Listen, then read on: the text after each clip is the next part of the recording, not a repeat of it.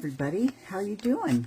Happy Tuesday. It is Tracing Roots and Telling Tales Tuesdays.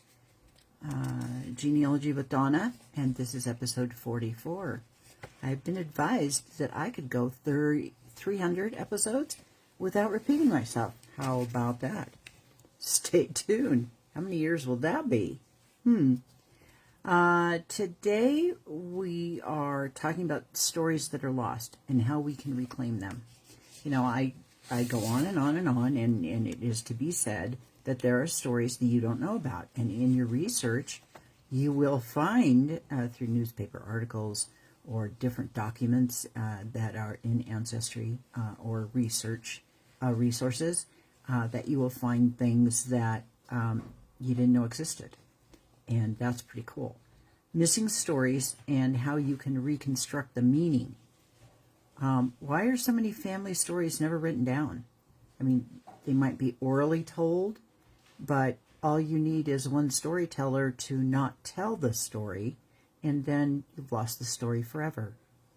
Using photos and locations and occupations and timelines help people to understand when they research what were times like then, what were homes made of, how were communities put together, how did people live, what was important during the times.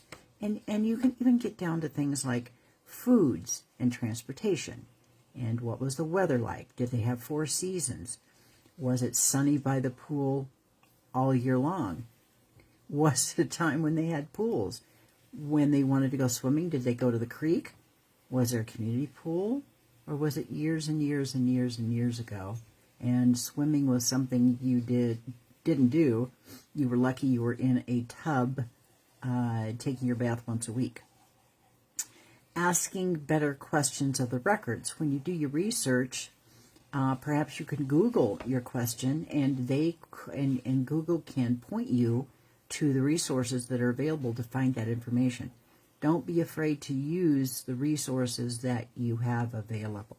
If you don't know what those are, ask me. I can give you some. I don't know them all, but I can point you in the right direction.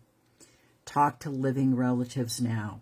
They won't be around forever. I continue to say this. We have lost relatives that would give us the key to the information we're looking for, but we never thought to ask the questions. The questions had not come to us at that point. That's part of the problem. It's genealogy is fluid, and it's never finite in any case. Again, you have birth dates, death dates, but the lives lived between those two dates is something that you're constantly trying to find out about. And remember, real talk. Silence in records doesn't mean anything. It doesn't mean that nothing happened. It just means you haven't put the story together yet. So keep in mind that word yet, it comes up all the time. You know, I'm still looking for my grandfather's will. I don't have it yet, but I have another resource now that I can find, perhaps find more information, which I'm very excited about. I do not want to go down to LA and go to the courthouse and try and gather that information. Too difficult for me at this point. Who wants to drive down to LA anyway? Okay, now we're going to talk about DNA. We have talked about DNA for the last several episodes. I came across something. For decades, outsiders questioned the deep roots of the Blackfoot Confederacy. In 2024, that's just 2 years ago, a Blackfoot genetic study revealed a stunning truth. Their lineage diverged 18,000 years ago. The DNA proved they lived on the Great Plains since the Paleocene age era, and it confirmed the oral histories of ancient origins. So, again, you know, the nuggets of truth you hear in the stories that we tell, that we hear, there are nuggets of truth in it. This turns out once they did the research and did a study, they found out that those oral histories were in fact true. So that's kind of exciting, Now, I told you I had one more grouping of traits that are genetic, and I wrote them down, and I will let you know what they are. These are things that can be passed along to your offspring. So if you have it, it's because of your parents, grandparents, great-grandparents, etc. Tongue rolling. If you can roll your tongue, that means it's genetic. There are people who cannot do that, try as they may. Tolerating dairy. Are you lactose intolerant? That's genetic. Trying new things, whether you're adventurous enough to try new things. Again, partly genetic. If you have normal vitamin A, vitamin B, vitamin C, vitamin D, or vitamin E, if you absorb it well, again, genetic. If you have the tendency to have a unibrow, now, we're plucking these as goes, but are you likely to have or unlikely to have? Again, genetic. Watching sports, wanting to watch sports, that's genetic. Now, I know my grandfather and grandmother on Friday nights, sponsored by Pabst Blue Ribbon. Do you remember that beer? Are you old enough? Anyway, they had Friday night fights. And they would go into their den where the TV was, and they would watch the boxing.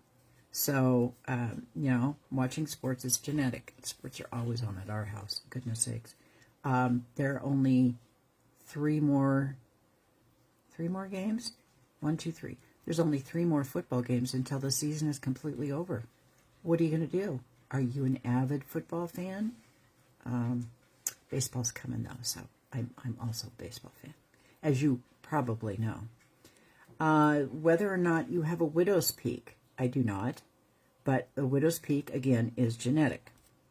And wisdom teeth, the fact that you develop all 4, or you do not develop your wisdom teeth, is genetic.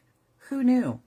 Anyway, that's all I have on the genetic traits that are DNA, that you can find out through DNA, and it wound up being 5 pages. So that's pretty good. I'm kind of excited about that. But we can find other things out about DNA as we go along. This series will continue throughout the year. I have no reason to stop now that I've got confirmation that I can develop 300 episodes without repeating myself.